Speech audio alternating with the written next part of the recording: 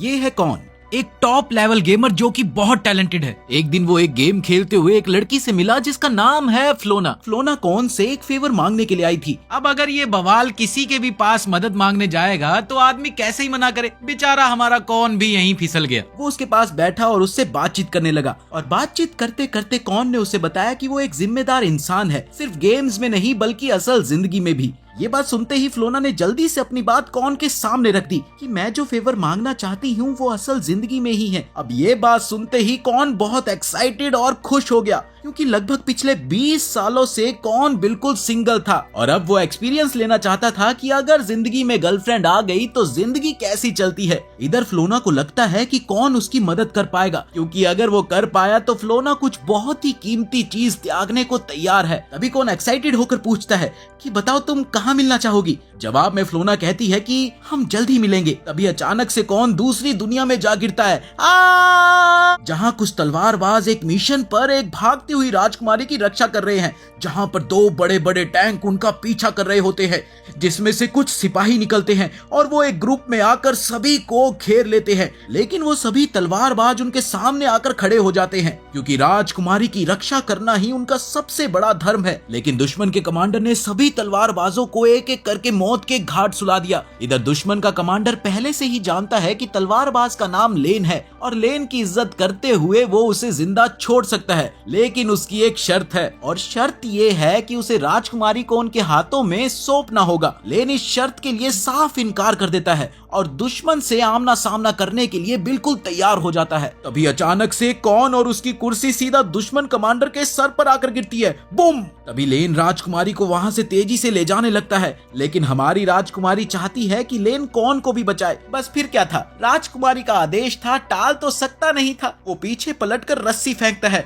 और कौन को अपने साथ खींच लेता है और वो तीनों एक ही झटके में गायब हो जाते हैं। अब इधर कौन से लगातार पूछा जाता है कि भाई तुम कौन हो और कहां से आए हो, लेकिन कौन को इसके बारे में कुछ भी नहीं पता था, बल्कि वो तो खुद जानना चाहता था कि वो कहां पर आ गया है और ये कौन सी जगह है। तभी उसे एक अनजाना सा नाम सुनाई देता है, जिसके बाद वो सोचता है कि शायद वो कोई सपना देख रहा है और उसके इस सपने को यकीन में बदलने के लिए एक छोटी सी लड़की वहां पर आ गई और उसे जोर से एक मुक्का मारती है। अब समझे, ये कोई सपना नहीं है। कौन को अब गुस्सा आ गया, वो पलटकर मारने ही वाला होता है कि तभी बीच में लेन आ जाता है और वो कौन को धमकी देता है कि अगर तुमने इसके ऊपर हाथ उठाया तो मैं तुम्हें जिंदा गाड़ दूंगा, क्योंकि वो छोटी सी लड़की कोई और नहीं बल्कि राजकुमारी पीरिया है। राजकुमारी और ये कौन के मन में ये सवाल आया। कौन को ये यकीन ही नहीं हो रहा था कि ये छोटी सी चिमकांडी लड़की राजकुमारी है। उसे तो पास खड़ी ये दूसरी अप्सरा ज्यादा राजकुमारी जैसी लग रही थी, लेकिन वो दूसरी लड़की मारिया है जो कि राजकुमारी की मेड है। वो फ्लर्ट करते हुए उसके करीब गया तो मारिया ने बताया कि वो असल में लड़की है ही नहीं, जिसके बाद उसने कौन का हाथ अपने डिंग डोंग पे लगवा दिया। ओ तेरी सलवार में तलवार। इस धोखे के बाद तो अब कौन की जीने की इच्छा ही खत्म हो रही थी। कौन अब एक बहुत ही उलझी हुई सिचुएशन में फंस गया था। उधर वहीं दूसरी तरफ नीले बालों वाला आदमी जिसे हमने पहले देखा था वो वापस लौटता है, जहां वो अपने कमांडर को रिपोर्ट देता है कि उनका मिशन कैसे फेल हुआ और वो मिशन फेल होने का सारा इल्जाम उसके सर पर किसी अजनबी के गिरने पर डालता है, सिर्फ ये दिखाने के लिए कि अगर मैं चौकन्ना रहता तो मैं कभी हारता ही नहीं। इधर कमांडर को उसकी बातों से ज्यादा ये आश्चर्य हो रहा था कि आखिर वो कौन हो सकता है जिसने नीले बालों वाले आदमी को चकमा दे दिया। इसी समय दूसरी तरफ कौन को पता लगता है कि लेन राजकुमारी को पड़ोस के देश में विवाह करने के लिए लेके जा रहा है ताकि उन दोनों देशों में दोस्ती का हाथ बढ़ सके, यानी कि गठबंधन हो सके। अब कौन को लग रहा था कि राजकुमारी उससे बड़ी होगी, लेकिन ये छोटी सी लड़की सिर्फ 8 साल की है। बाल विवाह कौन इसे गैर कानूनी मानता है, मगर राजकुमारी का कहना था कि उसे इसमें कोई दिक्कत नहीं है। इसके बाद वो लोग कौन का एहसान चुकाने के लिए उसके लिए कुछ करना चाहते थे, इसलिए कौन फैसला करता है कि वो उनसे नए जूते लेगा। फिर वो सब एक कस्बे में पहुंचे जहां वो सब लोग मिलकर कौन के लिए जूते खरीदने लगते हैं, लेकिन वो सभी लोग उसके लिए अजीब और गरीब से जूते पसंद करने लगते हैं, इसीलिए वो सबकी पसंद से हटके महंगे जूते चुन लेता है। ये कैसे जहरीले जूते है बे? तभी अचानक लेन को महसूस होता है कि कोई तो है जो उनका पीछा कर रहा है। लेन ने कौन को तैयार रहने का इशारा किया, इशारा मिलते ही वो लोग एक गली में पहुंचे, लेकिन तभी दुश्मनों की फौज वहां आ गई और उन सभी को चारों तरफ से घेर लिया। लेकिन लेन और मारिया को उन दुश्मनों का सामना करना पड़ा, जबकि कौन पीछे रहकर राजकुमारी की रक्षा करता रहा। इसके बाद वो सभी लेन के पीछे पीछे जाने लगते हैं और शहर के अंडरग्राउंड सीवरेज से बाहर निकलने का रास्ता ढूंढ लेते हैं। हालांकि वहां का इलाका काफी अजीब था, क्योंकि वहां पर कोई पहरा नहीं था और ना ही कोई सैनिक। कौन ने सोचा कि कोई है तो है नहीं, कौन टाइम बर्बाद करे, इसलिए वो बाहर निकला और उसने आसपास देखा कि जब कोई है नहीं तो उसने सबको इशारा करके बाहर बुला लिया। लेकिन जैसे ही वो सभी बाहर आए तो उन्होंने देखा कि दुश्मन कमांडर उनके सामने खड़ा है, जिसका नाम है एरिक। और एरिक उस आदमी से ज्यादा ताकतवर है जिसे कौन ने पहले गिराया था। अब मारिया और लेन एरिक का सामना करने के लिए बिल्कुल तैयार खड़े थे और एरिक भी उन दोनों से निपटने के लिए अपनी तलवार निकालता है और एक ही वार से लेन और मारिया को गिरा देता है। इसके बाद कौन लड़ने के लिए जाता है, लेकिन कौन भी उसकी तलवार से जख्मी होकर गिर गया। कौन को ऐसे नीचे गिरा देखकर एरिक बहुत निराश हुआ, क्योंकि उसे लग रहा था कि कौन थोड़ा तो ताकतवर होगा, पर वो तो एक ही वार से नीचे गिर गया। अब एरिक राजकुमारी के करीब जाने लगता है, लेकिन तभी हमारा हीरो धीरे धीरे उठने लगता है। कौन के उठने से ये साफ पता चल रहा था कि वो हार मानने को तैयार नहीं है। एरिक उसके इस हौसले को देखकर काफी इम्प्रेस्ड हुआ, इसलिए वो अब और भी ज्यादा ताकतवर वार करने की सोचता है। और जैसे ही एरिक वार करने लगता है तभी कौन पास आकर सीधा उसके गोटों पर जोरदार लात मारता है।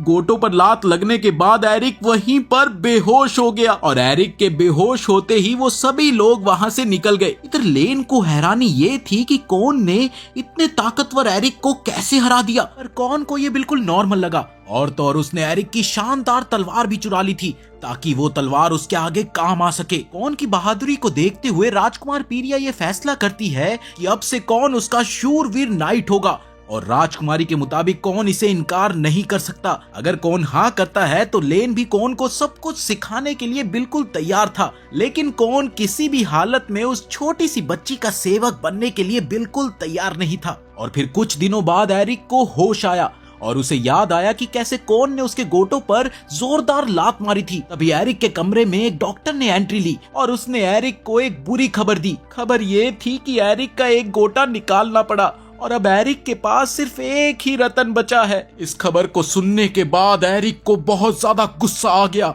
और उस दिन उसने कौन से बदला लेने की कसम खाई। उधर कौन अब भी राजकुमारी का सेवक बनने से चिढ़ा हुआ है, क्योंकि वो किसी का भी सेवक नहीं बनना चाहता, फिर वो आदेश चाहे किसी का भी क्यों ना हो। कौन का मकसद सिर्फ ये था कि उसे अपने पुराने संसार में वापस लौटने का रास्ता ढूंढना है, बस किसी भी हालत में। लेकिन लेन का कहना था कि उसके पास कोई सुराग तो है नहीं, इसलिए फिलहाल तुम्हें हमारे साथ ही चलना होगा। मगर राजकुमारी तो ये चाहती थी कि कौन उसकी सेवा करे और बदले में वो उसके खाने पीने और कपड़ों का अच्छा बंदोबस्त कर देगी। लेकिन कौन फिर भी मानने को तैयार नहीं था, क्योंकि उसकी खुद की अपनी एक सेल्फ रिस्पेक्ट है। इसके बाद कौन वहां से निकलने लगा और किसी ने भी उसे रोका तक नहीं, क्योंकि लेन चाहता था कि वो लोग जल्द से जल्द राजधानी की ओर बढ़े और किसी भी तरह दुश्मनों से बचकर रहे। फिर हम देखते हैं कि एरिक फिर से अपनी सेना के साथ लौट आया है। सबको लगता है कि एरिक की हार गलत तरीके से किए गए वार का नतीजा है, लेकिन जितना एरिक अपने साथियों की बात सुनता जा रहा था उतना उसका चेहरा सूखता जा रहा था। उन सब की बातों को नजरअंदाज करते हुए जब एरिक जाने लगा तो सभी ने उसकी चाल देखी। बेचारा एरिक एक तरफ लटकते हुए सा चल रहा था, जिसे देखकर सब लोग अंदर ही अंदर मुस्कुरा रहे थे। फिर हम वापस कौन की तरफ आते हैं, जहां कौन नदी के किनारे बैठकर म्यूजिक सुन रहा था। तभी मारिया कौन को ढूंढते हुए उसके पास पहुंची, जहां कौन को समझ नहीं आ रहा था कि उसे लड़का बुलाए या लड़की। दरअसल मारिया चाहती है कि कौन कुछ देर तक उसके साथ चले।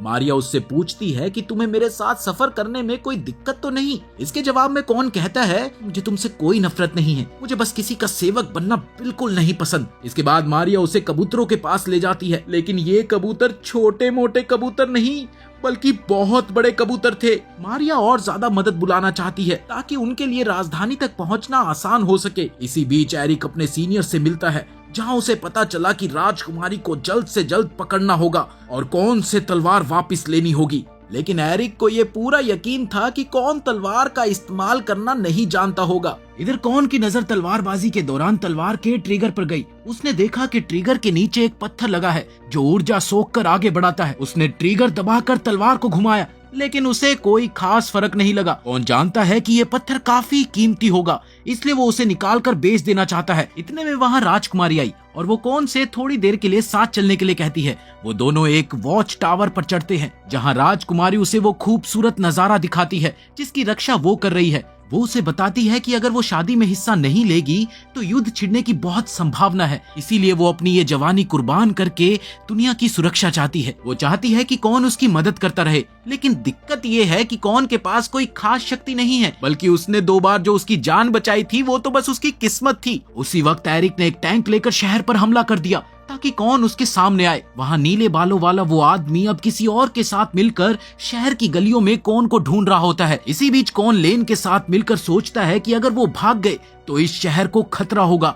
अचानक एक बम उनके कदमों पर गिरता है और वो भागते भागते सीधा एरिक के सामने आ जाते हैं। एरिक ने टैंक की तोप को कौन पर तानते हुए हमला किया, लेकिन पहली बार में निशाना चूक गया और वो गोली उसके सैनिक को लग गई। एरिक को लगा कि वो अपने अनबैलेंस की वजह से चूक गया। वो दूसरी बार फिर से फायर करता है, लेकिन ये क्या, फिर से निशाना चूक गया। इधर लेन फटाफट सारा रास्ता साफ कर देता है ताकि कौन आगे बढ़कर मुकाबला करे। उसे ये यकीन है कि कौन किसी न किसी तरह से उस तलवार का इस्तेमाल कर लेगा।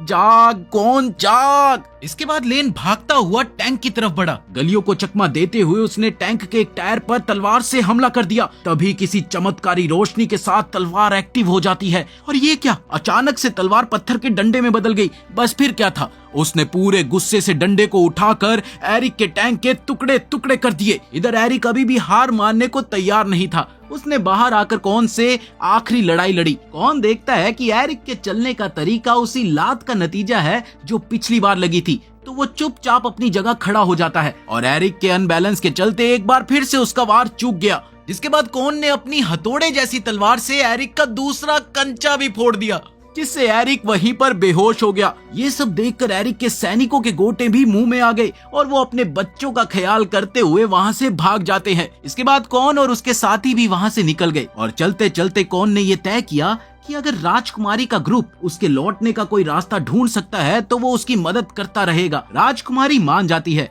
और उसे राजधानी तक साथ चलने को कहती है, जो अब ज्यादा दूर नहीं है। उन्हें ये पता नहीं था कि कोई लड़की उन्हें दूर से देख रही है। उस लड़की ने अपना उड़ने वाला गिलहरी नुमा चूहा कौन की ओर भेज दिया। कौन सोचता है कि शायद राजधानी पहुंचकर वो घर लौटने का रास्ता ढूंढ लेगा, लेकिन ये पूरी तरह से उसकी किस्मत पर निर्भर करेगा। हाँ, ये जरूर है कि वहाँ पर उसे कुछ सुराग मिल सकते हैं। कौन ये सब कुछ सोच ही रहा होता है कि इसी दौरान उन्हें वो उड़ने वाला गिलहरी चूहा दिखाई देता है। लेन और मारिया को तो वो बहुत ही प्यारा लगा। अरे चूहे, और उन दोनों ने उसे पालने का सोचा, लेकिन कौन ने उन्हें तुरंत मना कर दिया, क्योंकि जंगली जानवरों को जंगलों में रहना चाहिए ताकि वो जीवित रह सके और मजबूत बन सके। वो उन्हें रोकने के लिए कई बहाने बनाता है और फिर उस जानवर को भगा देता है। देर रात जब कौन सो रहा था, तभी वो जानवर उसके कमरे में आ गया। सुबह उठते ही वो उसे देखकर चिल्लाने लगा, चूहा, और उसे भगाने की कोशिश करने लगा। हट भाग यहाँ से। लेकिन मारिया ने उसे अपने हाथों में उठा लिया और किसी भी कीमत पर उसे पालने का फैसला कर लिया, चाहे कौन माने या ना माने। कौन उसे डराने के लिए बताता है कि इसे साथ रखने से तुम्हारी सारी सुंदरता गायब हो जाएगी, लेकिन मारिया फिर भी नहीं मानी। बाद में लेन ने भी उसे एक पुराना किस्सा सुनाया जिसमें एक महान योद्धा बिल्लियों को बहुत पसंद करता है। कुल मिलाकर बात ये थी कि लेन भी उस जानवर को रखने के हक में हो गया और राजकुमारी का समर्थन होने से कौन सख्त विरोध करता हुआ भी हार जाता है और फिर वो उसे साथ रख लेते हैं। इसके बाद कौन हथियारों की दुकान में जाकर कुछ शिकार का सामान लेने लगा ताकि वो उस चूहे की गेम बजा सके। तभी लेन उससे पूछता है कि वो ये क्या करने जा रहा है, तो कौन बस इतना कहता है कि मैं बस थोड़ा शिकार करना चाहता हूँ। फिर वो जाल लेकर कमरे में घुस गया और उस जानवर को ढूंढने लगा कि तभी उसने देखा कि वहाँ मारिया बंदूक ताने खड़ी है और वो उससे पूछने लगी कि उसका क्या इरादा है। अगली बार उसने जहर वाला दाव लगाया, लेकिन इस बार उसे राजकुमारी ने पकड़ लिया। उसने बड़े ही तीखी आवाज में उससे कहा कि अगर ये जहर नहीं है तो पहले तुम खुद इसका स्वाद चखो। कौन के इस नए कांड से परेशान होकर आखिरकार राजकुमारी सबको बुलाकर पूछती है कि कौन आखिर इस चूहे से इतनी नफरत क्यों करता है। पहले तो उसने बोला कि उसे पालतू जानवरों से सख्त एलर्जी है, लेकिन जब सबने देखा कि वो उसके पास बैठने पर भी छींका नहीं तो वो सभी चिल्लाए, अरे अब तो सच बोल दे। तब कौन ने अपनी असली कहानी बताई। बचपन में बारिश वाले दिन उसने 2 बेसहारा बिल्लियों को घर लाकर पाला। पहले तो सबको ऐसा लगा कि कहीं वो मर गई होगी या फिर परिवार ने मना किया होगा, जैसे सभी के परिवार मना करते ही हैं, या फिर कुछ और दुखद हुआ होगा। पर सच तो ये था कि वो उन्हें बहुत दिनों तक पालता रहा, फिर भी उसे उनसे कोई अपनापन महसूस नहीं हुआ और उसे उनसे नफरत हो गई। अब सबको लगा कि यही मौका है कि ये गिलहरी जैसा दिखने वाला चूहा ही कौन का नजरिया बदल सकेगा। बस फिर क्या था, कौन मान गया और वो कहता है कि वो कोशिश तो करेगा पर पक्का नहीं है। उसने चूहे के साथ सुलह करने के लिए जैसे ही हाथ आगे बढ़ाया, चूहे ने उसे तुरंत काट लिया। आई आई आई, जिससे कौन को गुस्सा आ गया और उसने हथौड़ा उठाकर तुरंत उस पर हमला कर दिया। शर्त यह है कि अगर जानवर हार जाए तो उसे गायब होना पड़ेगा और अगर कौन हार गया तब भी जानवर को जाना ही पड़ेगा। लेन और मारिया चाहते हैं कि वो इतनी छोटी बात पर इतना बड़ा कदम ना उठाए और कुछ सही शर्तें रखे। इसके बाद आखिरकार वो मान जाता है कि अगर ये जानवर जीत गया तो वो साथ रह सकता है। कौन हथौड़ा चलाता रहा और फर्श को तोड़ता रहा, लेकिन सब उसे शांत होने को कहते हैं। कौन शांत हो जा, शांत हो जा, मगर वो किसी की नहीं सुनता। इसके बाद वो पिलपिला चूहा उसके ऊपर झपटा और उसके मुंह को खरोच देता है। कौन लगातार वार करता रहा पर एक भी निशाना ठीक से नहीं लगा और आखिरकार उसने उसे कोने में घेर ही लिया। लेकिन तभी उस पिलपिले चूहे ने ऊपर कूदकर कौन के चेहरे पर एक जोर की लात मारी और कौन वहीं पर बेहोश हो गया। बस फिर क्या था, कौन हार गया और आखिरकार कौन को ये मानना पड़ा कि ये पिलपिला चूहा अब उनके साथ रहेगा। लेकिन उसने फिर भी कसम खाई कि अगर मुझे मौका मिला तो मैं फिर भी इसे मार डालूंगा। इसके बाद का भी सफर कोई बहुत आसान नहीं रहा, क्योंकि चूहे और कौन में लगातार तकरार होती रही। अब सब सोचते हैं कि इस गिलहरी चूहे का कोई ना कोई नाम तो रख देना चाहिए, तो सभी अजीबो गरीब नाम सुझाने लगते हैं। लेकिन कौन कहता है कि नाम छोटा होना चाहिए जो फटाफट से जुबान पर आ जाए, और अगर कोई ठीक नाम नहीं मिला तो हम इसका नाम थूक रख देंगे। उधर एरिक अपने नीले बालों वाले साथी के साथ वापिस अपने मेंशन में पहुंचता है, जहां पर एरिक की मंगेतर उससे मिली और ये सुनकर वो बहुत दुखी हुई कि एरिक को युद्ध में बदनाम होना पड़ा। और अगर उसे ये पता चल गया कि एरिक ने अपना शुद्धिकरण करा लिया तो उस बेचारी के मन पर तो ना जाने क्या बीतेगी। जब एरिक घर के अंदर गया तो उसकी मंगेतर, जिसे पता है कि एरिक घायल हुआ था, उसकी चोटों पर दवा लगाना चाहती है। अब एरिक को डर लगने लगता है कि अगर वो सच्चाई बता देगा कि उसने सबसे कीमती चीज खो दी है तो वो उसे छोड़ देगी। इसीलिए वो हर हाल में उसे छिपाने की कोशिश करता रहा और उसके बार बार मना करने से उसकी मंगेतर काफी उदास हो गई। थोड़ी देर बाद एरिक उस नीले बालों वाले व्यक्ति के साथ बाहर जाने को तैयार होता है। अभी सेवक ने देखा कि एरिक की मंगेतर काफी दुखी है। एरिक उसे अकेला नहीं छोड़ना चाहता था, इसीलिए वो उसे साथ चलने को कहता है। और रास्ते में बग्गी में बैठे हुए एरिक बस ये सोचता रहा कि अगर उसने सब कुछ सच बता दिया तो उसकी मंगेतर निराश होकर उसे छोड़ देगी। काफी देर चलने के बाद जब वो झील के पास रुके तो उसकी मंगेतर उससे पूछती है कि भविष्य में वो कितने बच्चों की चाह रखता है। अब फसाना ऊंट पहाड़ के नीचे। ये सुनकर एरिक का दिल दर्द से भर गया, क्योंकि वो नहीं जानता कि अपनी इस हालत में वो पिता बन भी पाएगा या नहीं। इसीलिए वो इस पर बात नहीं करना चाहता था। तो उसकी मंगेतर मान लेती है कि बच्चे तो ऊपर वाले की देन है, उन पर इंसान का वश नहीं चलता। एरिक दुखी होकर थोड़ा दूर जाकर आसमान से कहता है, मेरे साथ ही ऐसा क्यों भगवान। एरिक की मंगेतर को एरिक का बदला बदला व्यवहार काफी अजीब लग रहा था, तो वो उन नीले बालों वाले व्यक्ति से पूछती है कि आखिर एरिक को चोट कहाँ लगी थी। ये सब तो नीले बालों वाला भी ठीक से नहीं जानता, पर वो ये बताता है कि ये सब कौन नाम के व्यक्ति की वजह से हुआ है और एरिक को उसी ने हराया था। उसी शाम एरिक अपने दो साथियों से मिला, लिम्स और एला। एला ने उसे पारंपरिक दवाई दी जो पीने से असर करेगी। एरिक इसे खुशी खुशी ले लेता है, जिसे देखकर उसकी मंगेतर और उदास हो जाती है। तब नीले बालों वाला व्यक्ति बटलर से पूछता है कि ये दोनों कौन है। तब पता चलता है कि ये एरिक के दूर के रिश्तेदार है। लिम्स ने फिर बटलर को रात के खाने की दावत तैयार करने को कहा, पर इनका असल मकसद कुछ और ही था। दरअसल जो दवाई एला ने एरिक को दी थी वो कोई पारंपरिक दवाई नहीं, बल्कि उसके छोटे बंदूक को चलाने के लिए शिलाजीत का घोल था। और एला का काम था एरिक को बहकाकर उसकी दुल्हन बनना, ताकि वो परिवार की सारी जमीन हड़प ले। और इसी बीच लिम्स मौका पाकर एरिक की मंगेतर से नजदीकियां बढ़ाएगा और उससे शादी कर लेगा। उसी रात एला दवाई लेकर एरिक के पास गई और उसे गुलू लुलू के लिए मनाने लगी। वो मोम सी पिघलती हुई एरिक से लिपट गई। वहीं दूसरी ओर एरिक उसे दूर करने की कोशिश करता रहा, पर तभी प्लान के मुताबिक लिम्स ने कमरे में आकर हंगामा मचा दिया और ये देखकर एरिक की मंगेतर दुखी होकर वहां से भाग गई। जबकि लिम्स एरिक को भला बुरा कहने लगा। वो कहता है कि अगर दवाई बेअसर रहती है तो शायद उसका पप्पू कमजोर होगा, कमजोर। ये सुनते ही एरिक के दिल पर चोट लग गई और वो लिम्स को चुनौती देता है कि वो अपनी बेगुनाही साबित करेगा। लिम्स ये चुनौती मानकर अगले दिन जंगल में मिलने को कहता है। थोड़ी देर बाद बाहर निकलकर वो अपनी बहन को उस चुनौती के बारे में बताते हुए कहता है कि देखना कैसे मैं इसकी इज्जत का भजिया पाव करता हूँ। नीले बालों वाला व्यक्ति ये सब कुछ सुन लेता है और सीधा जाकर उसने एरिक को सारी खबर दी। तब एरिक ने उसे कहा कि उससे अंदेशा था, लेकिन फिर भी उसे लड़ना ही होगा ताकि मंगेतर से माफी मांग सके। अगली सुबह एरिक और नीले बालों वाला व्यक्ति जंगल में लिम्स और एला से मिलते हैं। नीले बालों वाला व्यक्ति लिम्स के इस साजिश की सारी पोल खोल देता है, लेकिन लिम्स ने सब बात मानते हुए अपनी जगह एक तगड़े पहलवान को आगे कर दिया ताकि वो एरिक को आसानी से हरा दे। इधर से पहलवान ने अपने कई साथियों को बुला लिया और इस तरह एरिक के सामने 7 मुस्टंडे खड़े हो गए। लेकिन एरिक घबराया नहीं, बल्कि उसने तो सबको एक ही बार में गिरा दिया। शेर। और फिर लिम्स उसके बाद हाथी जैसे मुर्गे को बुला लेता है। मुर्गा बहुत शक्तिशाली था और एरिक की ताकत घटती जा रही थी, लेकिन तभी उसकी मंगेतर और बटलर भी वहां पर आ गए और एरिक का हौसला बढ़ने लगा। हिम्मत पाकर एरिक एक बार फिर से उठ खड़ा हुआ। उसने देखा कि वो मुर्गा उसकी मंगेतर की तरफ दौड़ रहा है, लेकिन पता नहीं कौन सी ऐसी शक्ति एरिक में जागी कि वो तेजी से भागता हुआ अपनी तलवार से उस मुर्गे का कीमा बना देता है। इसके बाद एरिक ने लिम्स से पूछा कि क्या वो हार मानता है।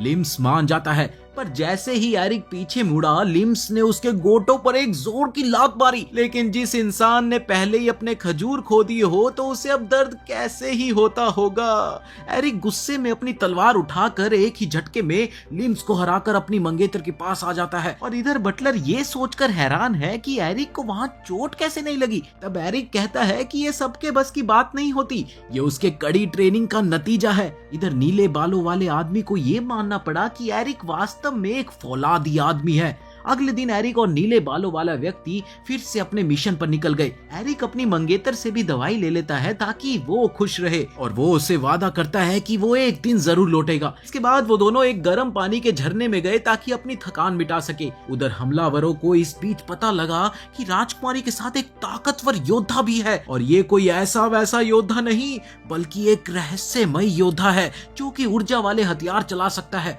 पर उनके पास उसकी कोई पुख्ता जानकारी नहीं थी। फिर उन्होंने ये तय किया कि किसी ऐसे व्यक्ति को भेजना होगा जो इसे चुपचाप संभाल ले ताकि एरिक को पता न चल सके, क्योंकि वे सोचते हैं कि अगर एरिक को बात बताई तो उसकी बेइज्जती होगी। फिर उन्होंने जेल जाकर एक आदमखोर को रिहा कर दिया ताकि वो कौन और उसके साथियों का शिकार कर सके। इधर कौन और उनके साथियों को ये पता लगा कि राजकुमारी की योजना कौन को राजधानी ले जाने की है, जहां से उसे स्काई सिटी भेजने का तरीका निकाला जाएगा, क्योंकि शायद वहां से ही उसे कोई सुराग मिले कि वो आकाश से कैसे गिरा। तब तक उसे राजकुमारी का बॉडीगार्ड बनकर रहना होगा। वहीं दूसरी ओर नरभक्षी उनके पीछे लग गए और इसी दौरान वो एक सराय में रुकते हैं। कौन लेन से पूछता है कि भाई और कितना सफर बाकी है, तो लेन ने जवाब दिया कि अगर कोई रुकावट नहीं आई तो लगभग 2 महीने और लगेंगे। कौन ये सुनते ही निराश हो गया।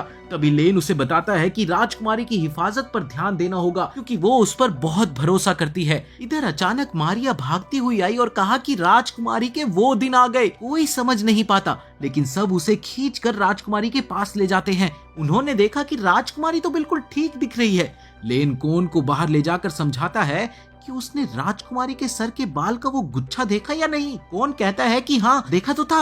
लेन कुछ बताने ही वाला था कि तभी राजकुमारी भूख की शिकायत करने लगी और लेन और कौन रसोई में खाना ढूंढने के लिए दौड़ गए। और फिर मारिया ने इतनी सारी खाने की चीजें पकाई, लेकिन फिर भी राजकुमारी की भूख शांत होने का नाम ही नहीं ले रही थी। इसीलिए वो सराय के रसोइये से कहती है कि आज के लिए वो पूरा किचन किराए पर ले लेगी और कोई मेहमान अंदर ना आए, इस चीज का ध्यान रखना। साथ ही मारिया लेन और कौन से कहती है कि वो और खाना खरीद कर लाए। जैसे ही वो सराय से बाहर निकले, वो आदमखोर सराय में घुस गया। इधर लेन और कौन खाना खरीद कर लौटते हैं। तभी लेन बताता है कि राजकुमारी के इस दौर के बारे में उसने सुना जरूर था, लेकिन देखा नहीं। वो लोग उसे किसी भी तरह नाराज नहीं करना चाहते, क्योंकि अगर उसके सर का तीसरा बाल भी खड़ा हो गया तो सब खत्म हो जाएगा। अंदर पहुंचकर उन्होंने पाया कि मारिया ने बहुत सारा खाना बना रखा है, जिसे वो राजकुमारी के पास ले जाने लगी। कौन जैसे ही एक प्लेट उनके सामने रखता है, वो 1 सेकंड में गायब हो जाती है और ऐसा ही चलता रहा। फिर कौन झल्लाकर वापस किचन में चला गया। इधर मारिया के हाथ भी अब दुखने लगे थे, लेकिन वो फिर भी खाना पकाती जा रही थी। कौन बार बार खाना ले जाता और वो खाना तुरंत गायब हो जाता, जिससे वो और ज्यादा कुड़ने लगा। बस कर मेरी माँ, लड़की है ये टैंकर, कितना खाएगी।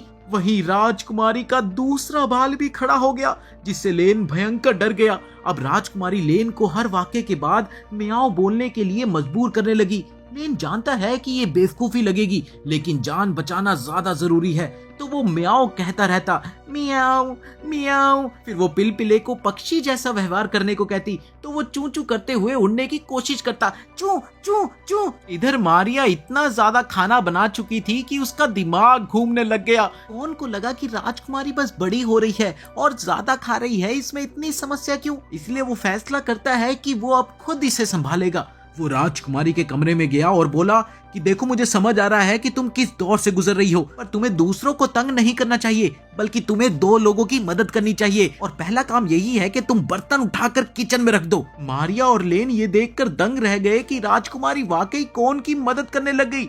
उनके वापिस आने पर वो दोनों कौन को आगाह करते हैं, देख भाई, दोबारा ऐसा काम मत करना, वरना जान भी जा सकती है। थोड़े समय बाद ही अंधेरा हो गया और नरभक्षी चुपके से अंदर घुसकर किचन में किसी को देखता है। उसने मारिया पर वार करने की कोशिश की कि तभी मारिया ने गरम सूप उसकी तरफ फेंक दिया, जिससे उसके हाथ से भाला छूटकर सीधा उसके चेहरे पर गिर गया। गुस्से में लाल मारिया उसे धमकाकर कहती है कि अगर जिंदा रहना चाहते हो तो यहाँ से फौरन भाग जाओ। वो डरकर वहाँ से भाग गया और अपना अगला निशाना ढूंढने लगा। फिर उसे लेन नजर आता है, जो उसे भी देख लेता है। लेन ने भी उसे डराया धमकाया, पर नरभक्षी सोचता है कि ये सिर्फ धमकी है, इसलिए वो फिर वहाँ से भाग निकला। आखिर में वो राजकुमारी के कमरे तक पहुंच ही गया। उसे लगा कि राजकुमारी तो सो रही है, और वो वार करने के लिए जैसे ही आगे बढ़ा कि तभी सिर का तीसरा बाल खड़ा हो गया और उसके लिए डरावना दौर शुरू हो गया। इधर कौन बाथरूम जा रहा होता है कि वो हक्का बक्का नरभक्षी को देखने लगा, जो उससे लिपटकर मदद मांग रहा था।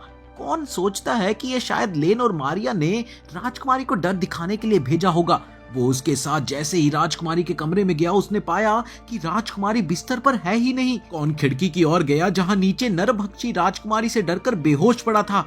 राजकुमारी कौन पर भी झपटती है कि तभी उसकी नजर तीसरे बाल पर पड़ी और वो समझ गया कि ये सब क्या हो रहा है। बस फिर क्या था, वो खिड़की से कूदकर भाग निकला। कुछ दिन बाद सभी एक गर्म पानी के झरनों वाले शहर में पहुंचते हैं। ये पूरे टापू का सबसे बड़ा हॉट स्प्रिंग एरिया था, लेकिन कौन को ये जगह बिल्कुल पसंद नहीं थी, क्योंकि वो हमेशा यहाँ बच्चों और मर्दों के साथ आया था, लड़कियों के साथ नहीं। फिर लेन उन्हें एक होटल में ले जाता है, जहाँ वो अक्सर रुकता है, और इसी बीच स्टाफ ने उन्हें कमरे तक पहुंचा दिया। इधर कौन सोचता है कि मारिया किस तरफ नहाएगी, महिलाओं वाले हिस्से में या पुरुषों वाले हिस्सों में। इसके जवाब में लेन बताता है कि मारिया और राजकुमारी के कमरे में अलग से नहाने का इंतजाम है, जबकि लेन और कौन को छोटा कमरा और साथ ही बाहर का बाथरूम भी एक साथ यूज करना होगा। कौन तेजी से पानी में कूदता है, पर लेन उसे आराम से बैठने को कहता है। अरे आराम से बैठो ना। इसी दौरान कौन को अपने परिवार के साथ पुरानी हॉट स्प्रिंग ट्रिप याद आने लगी। तभी अचानक उसकी चड्डी खड़ी हो जाती है और उसे डर है कि लेन कहीं देख ना ले। वो बहाना बनाकर जल्दी निकलने लगा कि तभी वो सोचता है कि वो कहीं मीठा तो नहीं, मगर तभी उसे याद आता है कि लेन ने कहा था कि ये पानी छिपी हुई ताकत जगाता है। और इन सब बातों के बीच उसे एरिक दिख जाता है, जो पास से गुजर रहा था। कौन तुरंत छिप गया, क्योंकि वो उससे बचना चाहता है। उसे लगता है कि एरिक तीसरी बार छल का शिकार नहीं होगा। वो सीधा भागकर राजकुमारी के कमरे में जाता है, लेकिन अंदर की लड़कियां लूडो खेलने में इतनी बिजी थी कि उसकी बात ही नहीं सुनी। फिर वो लेन को ढूंढने निकलता है, मगर लेन मियां कहाँ मानने वाले थे। वो तो बाथरूम छोड़कर सीधा मनोरंजन वाले रूम में चले गए। तभी कौन को फिर से एरिक दिखता है। उसने देखा कि एरिक शायद कोई प्रार्थना कर रहा है कि काश उसके खजूर उससे वापस मिल जाए।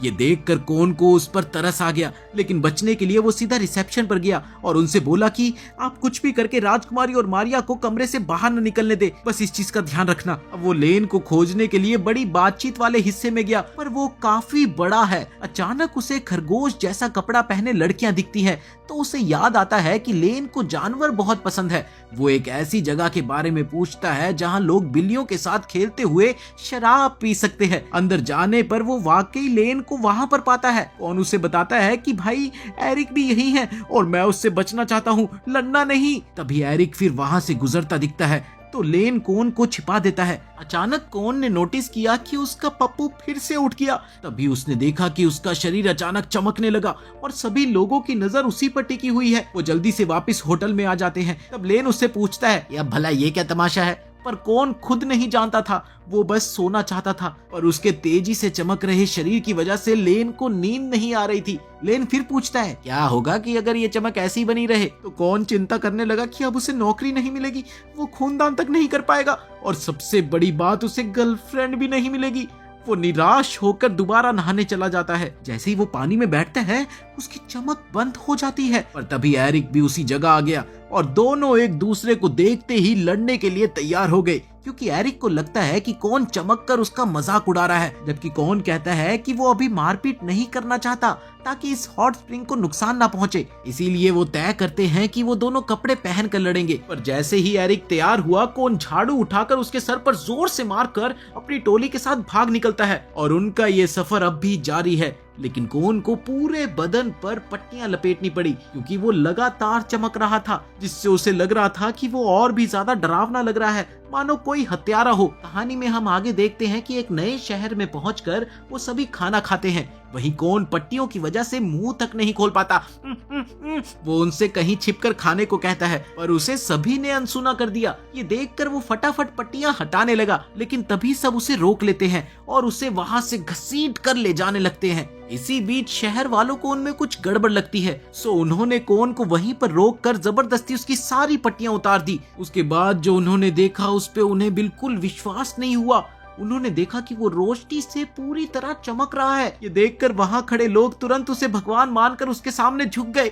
भगवान! इतना ही नहीं, तभी वहां पर गांव का सरपंच भी आ गया और उन्होंने कहा कि 200 साल पहले एक भविष्यवाणी हुई थी कि कोई देवता शरीर से प्रकाश लेकर धरती पर उतरेगा। वो लोग कौन को वही मानने लगे। इधर कौन भी ये मान लेता है कि वो सचमुच आसमान से गिरा है। इधर गांव वाले भी उसकी इतनी खातिरदारी कर रहे हैं, पर वहीं उसे इस बात का डर था कि अगर इन्हें सच पता लगा तो वो उसे छोड़ेंगे नहीं, इसलिए बेहतर है नाटक करना।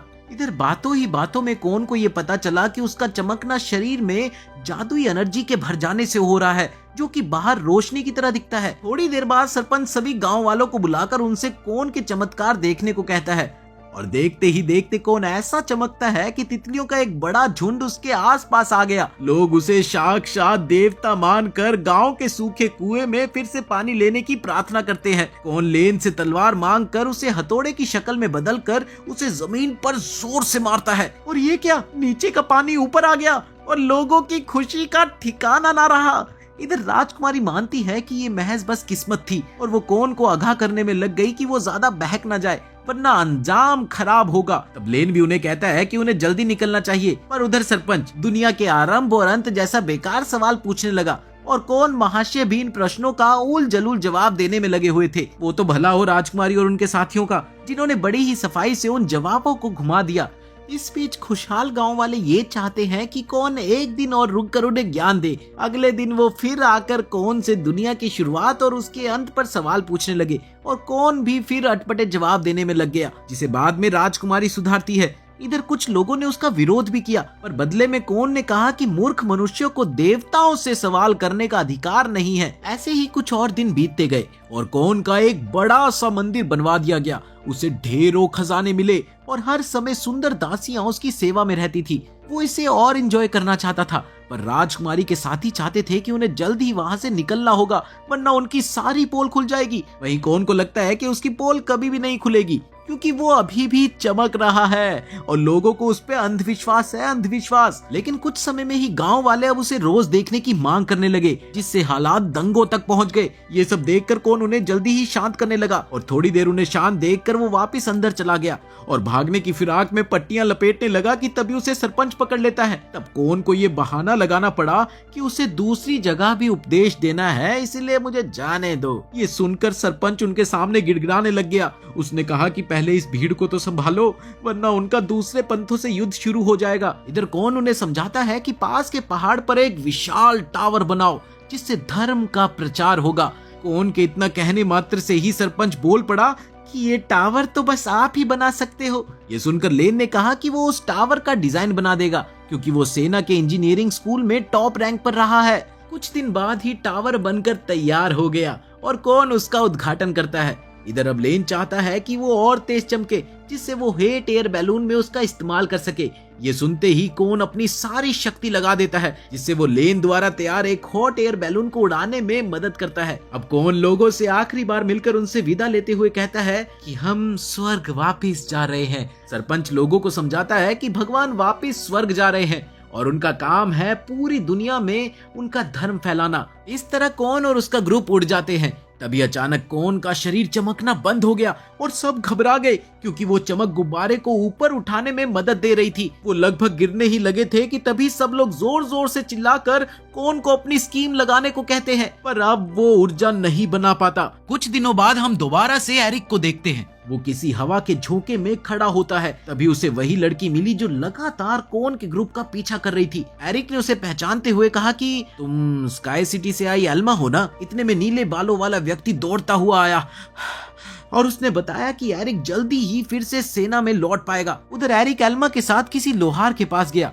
जहां एल्मा ने उसके लिए एक तलवार बनवाई जो बिल्कुल उसकी पवित्र तलवार जैसी थी। उधर एक पार्टी के दौरान एरिक के मेन सिपाही आपस में लड़ने लग गए कि कौन सबसे ज्यादा ताकतवर है, और बात बढ़ते बढ़ते इतनी बढ़ गई कि वो इस लड़ाई को सुलझाने के लिए एक ड्रैगन से लड़ने पहुंचे कि जो इसे हराएगा वही सबसे ज्यादा ताकतवर है। बस फिर क्या था, काले बालों वाले ने आगे बढ़कर अपनी फिनिशिंग मूव लगा दी, वहीं लाल बालों वाले ने पीछे से घूमकर ड्रैगन की पूंछ काट दी। सुनहरे बालों वाले ने उसके सर पर वार किया और नीले बालों वाला व्यक्ति उसके सींग तोड़ देता है, मगर ड्रैगन फिर भी उनके चंगुल से भागकर अपने बड़े भाई को ले आता है जो उससे कहीं ज्यादा शक्तिशाली था, और उसने उन चारों को आसानी से हरा दिया। इसी समय पता नहीं कहां से वहां एरिक आ गया और उसने अपनी नई तलवार से बड़े ड्रैगन को एक ही वार में मार गिराया। एरिक कहता है कि वो गलत था जो अकेले कौन से टकराने गया, बल्कि अब वो सबको साथ लेकर कौन से निपटना चाहता है। उधर कौन और उनके साथियों की हालत कुछ ठीक नहीं चल रही थी। इन कुछ दिनों में उनका सारा खाना खत्म हो गया था और उन्हें मछली को मार कर खाना पड़ता था। वहीं दूसरी ओर कौन को अब पुरानी दुनिया बहुत याद आ रही थी, जहां सब कुछ आसान था और यहाँ उसे लगभग बेघर जैसा महसूस होता। सब कहते हैं कि बस कल किसी शहर में पहुंच जाएंगे, लेकिन कौन अपने घर की बातें सोचकर दुखी हो रहा था। ये कहानी यहीं नहीं रुकती। जहां रात में सब सोते, कौन वहीं पर सारी सारी रात जागता रहता और बस अपने घर के बारे में सोचता रहता। अगले दिन वो आखिरकार एक नए शहर में पहुंच गए। सभी नहाने गए और फिर उन्होंने आराम किया, लेकिन कौन ने एक लकड़ी को तराश कर गेम कंट्रोलर बना लिया था और फिर वो दीवार पर एक टीवी की शेप को देखते हुए पागलों की तरह गेम खेलने की एक्टिंग करने लगा। थोड़ी देर बाद लेन ने उसे बाहर चलकर खाना खाने को कहा, पर वो नहीं माना और कहने लगा कि मुझे स्नैक्स खाने हैं, वो भी यहीं पर। ऐसे में मारिया उसके पास गई और पूछती है कि वो आखिर क्या खाना चाहता है। तो कौन ने उसे हैमबर्गर की मांग की, पर मारिया को ये नहीं पता था कि ये भला क्या चीज है। तो उसने वो सारा सामान लिखने को कह दिया, लेकिन उसने देखा कि ये सारी चीजें अजीब है, लेकिन मारिया उसे बनाने की कोशिश में जुट गई। इधर राजकुमारी भी ये आदेश देती है कि एक दिन के लिए कौन की इच्छा पूरी की जाए। काफी देर की मेहनत के बाद आखिरकार मारिया ने किसी तरह कोला और हैमबर्गर बना ही दिया। कौन को उसका स्वाद काफी अच्छा लगा और वो और खाने की चाह में किचन की ओर गया, जहां उसने पाया कि पूरा किचन किसी साइंस लैब जैसा है और पूरी तरह से जादुई टेक्निक से भरा हुआ है। वहीं उसे ऊपर की तरफ इधर उधर उड़ते मॉन्स्टर दिखाई दिए। बस फिर क्या था, वो डर कर वहां से भाग गया और वापिस अपने काल्पनिक गेम में खो गया। इधर मारिया बैठे बैठे ये सोचती है कि शायद दिक्कत स्वाद की नहीं थी कि तभी सबको याद आता है कि कौन ने दूसरा जिक्र भी किया था और लेन के मुताबिक मारिया को कौन के लिए कोई चीज लाकर देनी होगी। मारिया ने ठीक वैसा ही किया, पर ये क्या, गिफ्ट खोलते ही कौन की नाक से खून निकलने लगा, क्योंकि वो एक अडल्ट मैगजीन थी। कौन उसे कोने में फेंक कर मुंह ढांक कर वापिस काल्पनिक गेम खेलने लग गया। अब किसी को ये नहीं समझ आ रहा था कि आखिर उसे चाहिए क्या। लेन थक कर कौन को बाहर घुमाने ले आया और वो उसे कैसीनो के नीचे ले गया, जहां अंडरग्राउंड एरिना में लोग फाइट्स पर दाव लगा रहे थे। लेन ने तो फाइट पर दाव लगाया, मगर उसने कोन को दाव नहीं लगाने दिया। कुछ देर बाद अगली फाइट के लिए 4 नए फाइटर्स के नाम पुकारे जाते हैं, जिसमें कोन का भी नाम शामिल था। अपना नाम सुनकर कोन चौंक गया और उसने लेन से पूछा कि आखिर उसे क्यों लड़ना है। इस पर लेन ने उससे कहा कि वो उसी से पैसे कमाएगा। इसी बीच एरिना में कोन के खिलाफ 3 हट्टे कट्टे पहलवान उतार दिए गए। कोन ऊट पटांग तरीके से इधर उधर भागकर पहले 2 को टकराकर गिरा देता है, फिर आखिरी बंदे को उसके अखरोट पर वार कर उसे हरा देता है। इधर चैंपियनशिप के मेन फाइटर का मैनेजर कोन को हल्के में ना आंकते हुए लेन से कुछ बातचीत करके उसको पैसे देने लगा, क्योंकि अब कोन का अगला मैच इसी खतरनाक फाइटर से था जिसके हाथ में इलेक्ट्रिक आरी लगी हुई थी, जिसे देखकर कोन उसकी शिकायत करता है, भाई साहब ये गेम के रूल्स में नहीं था। मगर सामने वाले ने भी अपने बचाव में ये कह दिया कि कोन के पास तलवार है, तो गेम बराबरी का हुआ। इसी बीच लेन उसको एरिक के साथ हुई लड़ाई के बारे में याद दिला के उसको मोटिवेट करने की कोशिश करता है, पर कोन के हिसाब से वो अलग बात थी। आखिरकार वो डरते हुए चैंसा पर डंडे से जोर से वार कर उसे हटाता है और वहां से भाग जाता है। ये देखकर वहां मौजूद सारे दर्शक नाराज हो गए। इधर वापस आकर कोन कहता है कि लेन, मारिया और राजकुमारी बस उससे पैसे कमाना चाहते हैं। उसे अपने पुराने घर की याद क्या आने लगी, उन सब ने उसे जबरदस्ती अखाड़े में उतार दिया। और फिर कुछ दिनों बाद वो एक उजाड़ से किले में रुके और अगली सुबह होते ही वहां से निकल गए। इधर चलते चलते कोन अपनी पीठ दर्द की शिकायत सबसे अभी कर ही रहा होता है कि तभी उन पर कहीं से तोप का गोला दाग दिया गया। वो तो भला हो लेन का जिसने सबको बचा लिया। फिर वो देखते हैं कि एरिक एक बार फिर से अपनी फौज के साथ लौट आया है। उसने मुस्कुरा कर इसे अच्छा शुरुआती वार कहा और देखते ही देखते उसकी सेना आगे आ गई। लेन और कोन उनका सामना करते हैं। इसी बीच एरिक और कोन की लड़ाई एक दफा फिर शुरू हो गई। उनके हथियारों की टकराहट से भयानक विस्फोट हुआ और ये क्या, कोन का ग्रुप किले की चट्टान से नीचे गिर गया। इधर लेन भी कूदकर उनके पीछे गया। होश में आने के बाद कोन ये देखता है कि राजकुमारी और लेन सुरक्षित है और साथ में काले बालों वाला सैनिक भी वहीं गिरा है। उधर एरिक की सेना ने मारिया को पकड़ लिया और इंटेरोगेशन के लिए कैंप में ले गए। चालाक मारिया पूछताछ के दौरान बेवकूफी और लड़कों के प्रति आकर्षण दिखाकर उनका दिमाग भटकाती रहती है, ताकि एरिक उससे कोई सीधा जवाब ना निकलवा पाए। इधर काले बालों वाले आदमी ने भी कुछ नहीं बताया। राजकुमारी उसके चेहरे पर पैर रखकर उसे दर्द देना चाहती है, पर कोन ने ऐसा करने से उसे रोक दिया। इधर मारिया को यहाँ वहाँ के सवाल पूछकर तंग किया जा रहा था, पर वो हर बार बातों को घुमा देती। इसी बीच कोन ने बस ये पूछा कि क्या एरिक के अलावा कोई ताकतवर नहीं, और इतना सुनते ही काले बाल वाले ने ना चाहते हुए भी सब कुछ उगल दिया। उसने बताया कि बाकी 3 साथी उतने मजबूत नहीं हैं। एक औरत बाजी का शौकीन है, एक शराबी है और एक तो इमोशनल रूप से बच्चा है। बस फिर क्या था, कोन ये सोचने लगा कि कैसे मारिया को एरिक की तरफ से वापस लाया जाए। थोड़ी देर बाद हम देखते हैं कि एरिक का एक दल लौट रहा है, जहां उनकी नजर काले बालों वाले पर पड़ी, जो कि बंधा हुआ था और उसकी पीठ पर कोन का नोट चिपका हुआ था, जिसमें साफ साफ अक्षरों में ये लिखा हुआ था कि कोन अब उससे आमने सामने सब निपटाना चाहता है। ये सुनते ही एरिक उसे स्वीकार करते हुए मारिया को रिहा कर देता है, ताकि दोनों तरफ एक अच्छी नीयत दिखे। इधर मारिया एरिक को देखते हुए कहती है कि वो उससे काफी मिलती जुलती है। जैसे ही उसकी नजर नीचे की ओर गई, तब तक एरिक चौंक कर उसे वहां से भगा देता है। इसी बीच मारिया वापस लौट गई और किले में कोन के ग्रुप से मिली। कोन कहता है कि चलो दोस्तों, सब तैयार हो जाओ, एरिक की टीम आने वाली है और हमें उन्हें हराना है। सब तैयार हो? हाँ हाँ, हम तैयार हैं। इधर कोन द्वारा खींचे गए तीर के निशानों की मदद से एरिक और उसके लोग किले में घुस गए। यहाँ एक कमरे में उन्हें एक्सरसाइज चेयर दिखी। काले बालों वाला खुशी से उसे आजमाने के लिए जैसे ही आगे बढ़ा कि तभी वो उसका पैर कुचल देती है, जिससे वो थोड़ा सतर्क हो गए और धीरे धीरे आगे बढ़ने पर उन्हें एक मैगजीन मिली, जिस पर सभी को ये शक है कि ये भी जाल है। पर लाल बालों वाले ने लालच में आकर उसे उठा लिया और तभी उसके सिर पर लोहे का बर्तन गिर गया। अगली जगह ढेर सारी शराब की बोतलें रखी थी, जिसे लाल बालों वाले ने तुरंत ही तोड़ दिया ताकि सुनहरे बालों वाला ना बहक जाए। उधर एरिक के कुछ साथी कोन के बिछाए दूसरे जालों में फंस गए। अंत में एरिक और उसके 4 साथी उस कमरे में पहुंचते हैं, जहां कोन ने उन पर लुब्रिकेंट डाल दिया, जिससे सब लोग फिसलने लगे।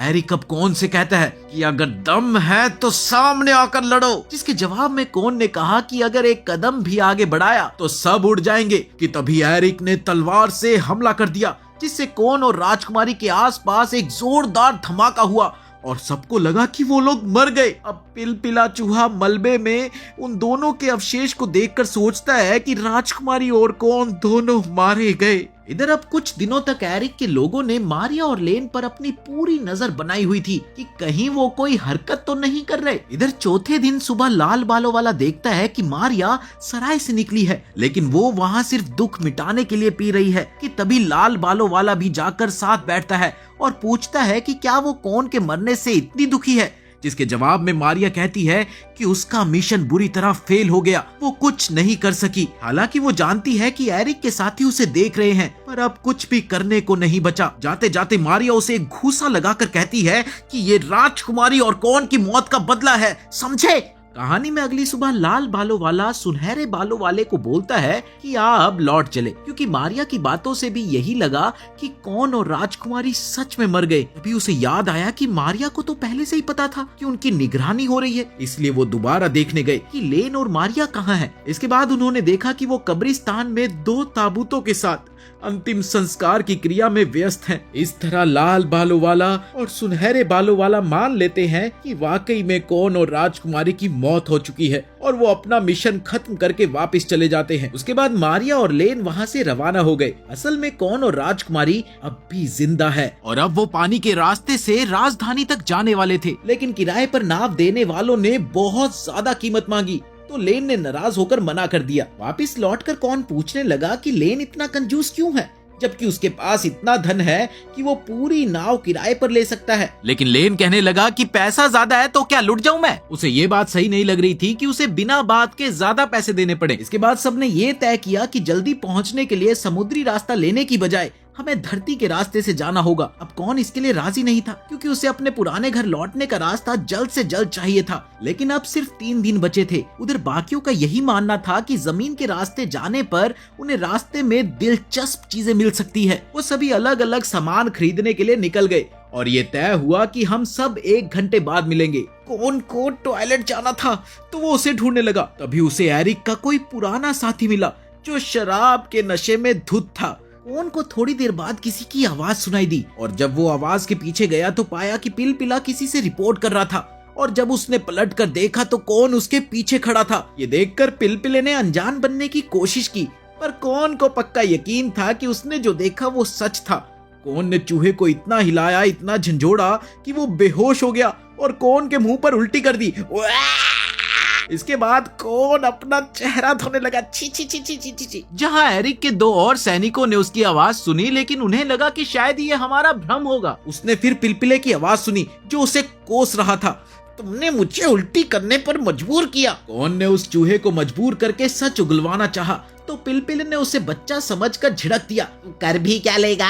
ये सुनकर कौन गुस्से में लाल पीला हो गया और उसने उसे तरह तरह से डराने की धमकी दी। तब जाकर उस मोटे चूहे ने सरेंडर करते हुए एक पहेली दी जिसे कौन को खुद ही सुलझाना था। इधर कौन ने जब पहेली हल की तो वाक्य का मतलब निकला, मैं तुम्हारा बाप हूँ। पिलपिले के इस दावे पर कौन को यकीन नहीं हुआ, क्योंकि उन दोनों की प्रजाति अलग अलग है। मजबूर होकर चूहे ने खुलकर कहा कि कौन चुना हुआ इंसान है और उसे जिम्मेदारी दी गई है कि वो कौन की मदद करे, पर कौन फिर भी नहीं माना। जब कौन ने बाकी लोगों के सामने दावा किया कि पिलपिला इंसानों की भाषा में बोलता है तो उस मोटे चूहे ने बाकी जानवरों की तरह अपना व्यवहार शुरू कर दिया और कौन सबके सामने पागल सा लगने लगा। अब सबको लगने लगा कि शायद कौन बीमार है और उसे जल्द ही राजधानी में ले जाकर ठीक कराना होगा। के बाद कौन ने सोच लिया कि इसकी सच्चाई तो सबके सामने लाकर रहूंगा। वो कहने लगा कि अभी तो जानवरों का मीटिंग सीजन चल रहा है, इनको तो बच्चे पैदा करने चाहिए। उसकी इस बात पर बाकी सबने हामी भर दी। जिसके बाद वो उस चूहे को उठाकर खिड़की से बाहर दिखाने लगा कि बता भाई क्या चुनेगा, बिल्ली या भेड़िया।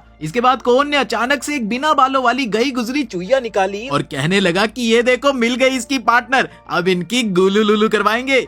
चूहा भाग के राजकुमारी के सर पर बैठ गया और फिर कौन कहने लगा कि मेरे सामने ना इसके औजार पर चोट लगी थी, देखो ये कर नहीं रहा है तो हम एक काम करते हैं कि इसकी चिड़िया काट देते हैं, इन्फेक्शन ज्यादा ना फैल जाए ना। ये कहते ही उसने अपनी तलवार निकाली और कहा कि बस एक बार की बात है, सहन कर लो। ये देख पिलपिला भागने की कोशिश करता है, चीखता है, चिल्लाता है और तब राजकुमारी को अचानक पता चला कि ये तो इंसानों की भाषा बोल रहा है। कौन फिर भी अड़ा रहता है कि उसे आज चिड़िया उड़ानी ही है। ठीक उसी समय एरिक उधर से गुजर रहा होता है तो उसने देखा कि कौन चूहे को खत्म करने की कोशिश कर रहा है। वो समझ जाता है कि कौन जिंदा है, लेकिन वो इसे अनदेखा करके आगे बढ़ जाता है। कुछ देर बाद हम देखते हैं कि उनका ग्रुप एक चलते फिरते किले तक पहुंच गया। इसी बीच राजा विदेश मंत्रालय के एक व्यक्ति से मिला जो कि राजकुमारी पेरिया का होने वाला पति भी है। उस मंत्री ने सुना था कि राजकुमारी की हत्या हो चुकी थी, पर राजा को पूरा भरोसा था कि उसकी पोती जिंदा है क्योंकि उसकी किस्मत अच्छी है। इस राजा की एक खास बात ये थी कि उसे कभी कभी तो सब कुछ याद रहता है, लेकिन कभी कभी वो सब कुछ भूल जाता है। उधर मंत्री को लगा कि अगर राजकुमारी वाकई जिंदा है तो वो विद्रोहियों को सजा देगा। इधर कौन का ग्रुप आखिरकार शाही राजधानी पहुंच गया, पर राजा से मिलने के लिए उन्हें टावर पर चढ़ना होगा। सौभाग्य से वहां शाही परिवार के लिए एक लिफ्ट लगी थी। वो अंदर पहुंचते हैं तो देखते हैं कि राजा के रिश्तेदार और कई सारे लोग वहां पर मौजूद थे जो सब सिंहासन हड़पने की फिराक में दिख रहे थे। उधर राजा से मिलने के लिए राजकुमारी पेरिया आगे बढ़ती है, पर इस वक्त राजा को कुछ भी याद नहीं।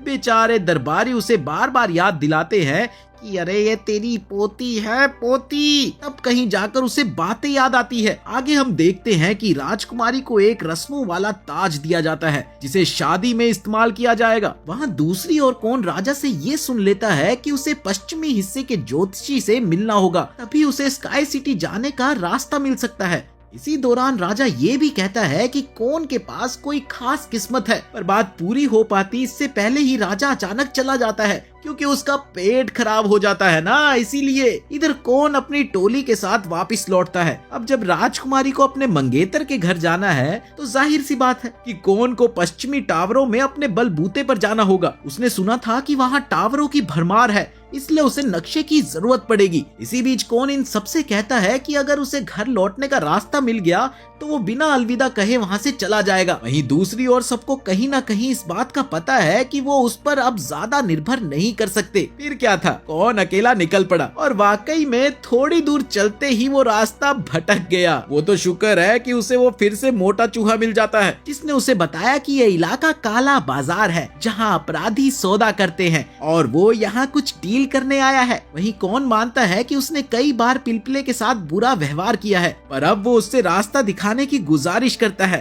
थोड़े नखरों के बाद वो मान गया और उसे अलग अलग जगहों से घुमा कर ले जाता है। इसी बीच एक छोटे सुरंग नुमा रास्ते से गुजरते हुए कौन एक विद्रोही संगठन से टकरा गया। ये देखते ही चूहा भागकर उसके लिए एक नकाब ले आया ताकि उन्हें कोई पहचान ना ले, पर आखिरकार उस संगठन के लीडर को उन पर शक हो जाता है। वो लीडर धमकाते हुए ये कहता है कि उसका मकसद कुछ बड़ा है और कौन जैसे लोग उसके रास्ते का काटा है, इसलिए वो कौन को रास्ते से हटाना चाहता है। फिर क्या था, कौन वहां से 9-2-11 हो गया, पर उसकी किस्मत इतनी खराब थी कि वो इस दौरान एक और विद्रोही ग्रुप से उलझ गया जो कि एक जानवरों से प्रेम करने वाला गुट था और उनके आदर्श अलग थे, बिल्कुल अलग। वहां भी लीडर कौन को देखता है और उसे खत्म करना चाहता है, लेकिन कौन एक बार फिर से भाग निकलने के लिए कामयाब हो गया और एक तीसरे विद्रोही ग्रुप के पास पहुंच गया। हे मेरे प्रभु, इतनी भी गंदी किस्मत ना हो किसी की। और ये तीसरा ग्रुप ट्रांसजेंडर अधिकारियों के लिए लड़ते हैं।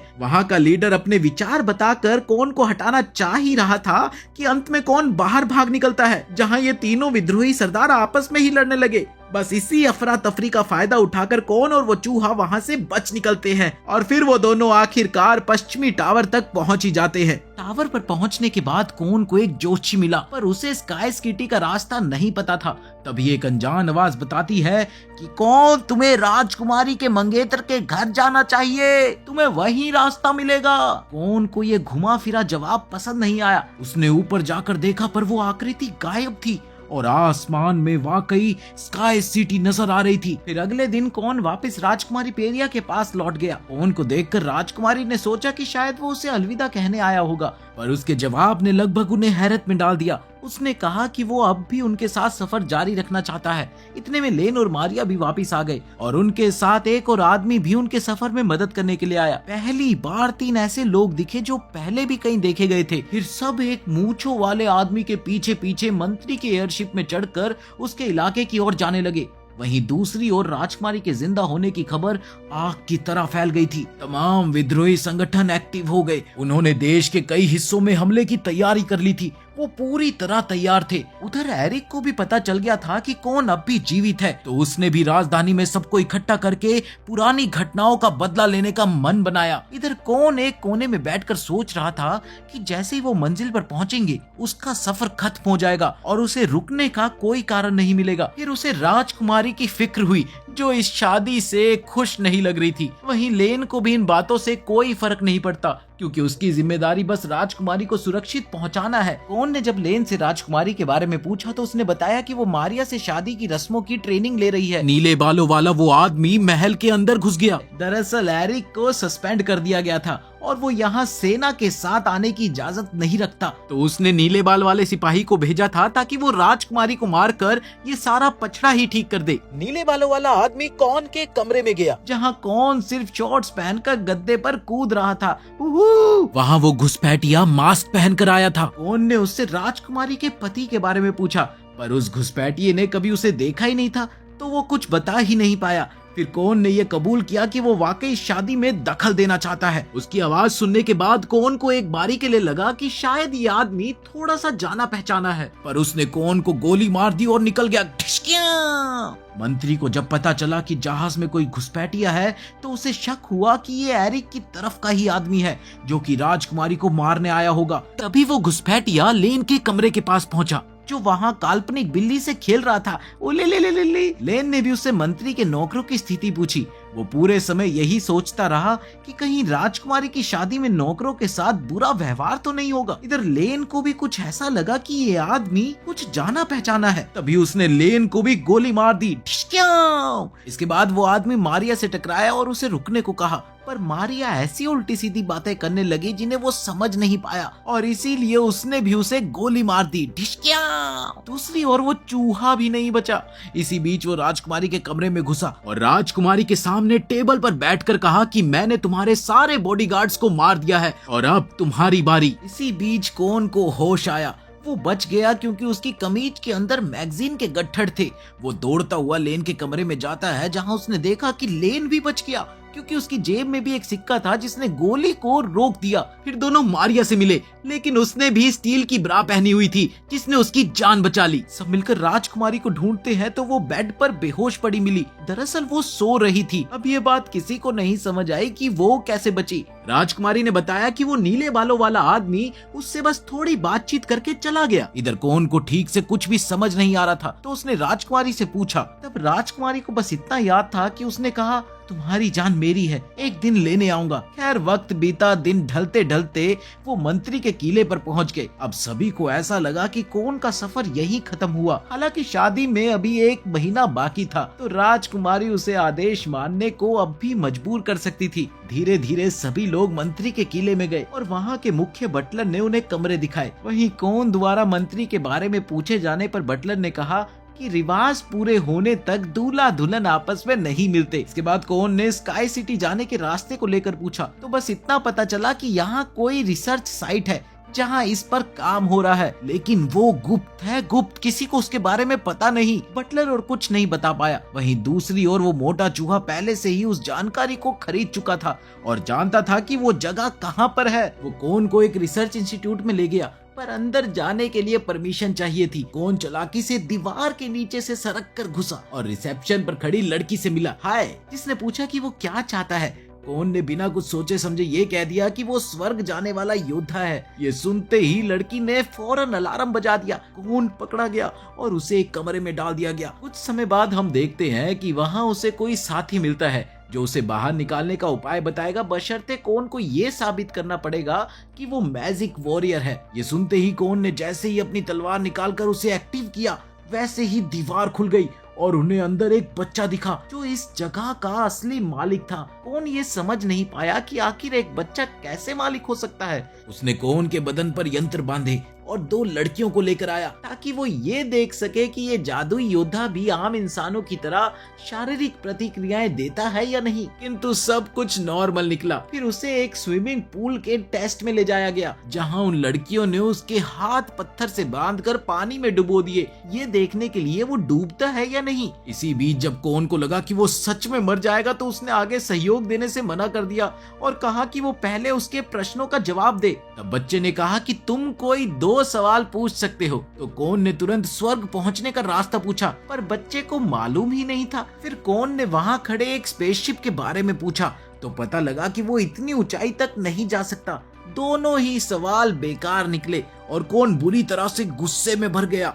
इधर कोन ने खुद पर और एक्सपेरिमेंट करवाने दिए ताकि वो और 4 सवाल पूछ पाए। उसने स्काई सिटी के बारे में फिर पूछा तो पता चला कि ये जादू से उड़ता है, शायद इंसानों ने ही इसे बनाया था, देवताओं ने नहीं। पर अलग अलग इलाकों में अलग अलग जानकारियां लिखी थी, कुछ भी निश्चित नहीं था। कोन ने और सवाल किए पर बच्चा उसे फिर किसी चक्कर में फंसाकर गोल मोल जवाब दे गया। आखिरकार बार बार ट्रेनिंग के बाद ये फाइनल हुआ कि कोन में कोई स्पेशल पावर नहीं है। इसी बीच पिलपिले ने बिजली काटी और कोन को किसी तरह से छुड़ाया। सैनिकों ने उन्हें चारों तरफ से घेर लिया था मगर कोन दीवार तोड़कर भाग निकला।